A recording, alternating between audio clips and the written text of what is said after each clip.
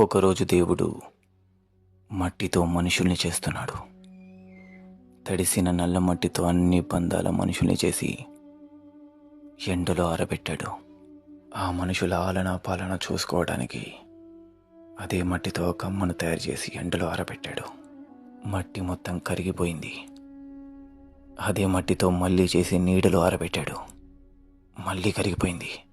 అలా చాలాసార్లు చేసిన ప్రతిసారి కరిగిపోవటంతో పార్వతీదేవి సిగలోంచి ఒక వెంట్రుకను తీసి వజ్రము బంగారము కలగలిపి ఒక బొమ్మను తయారు చేశాడు.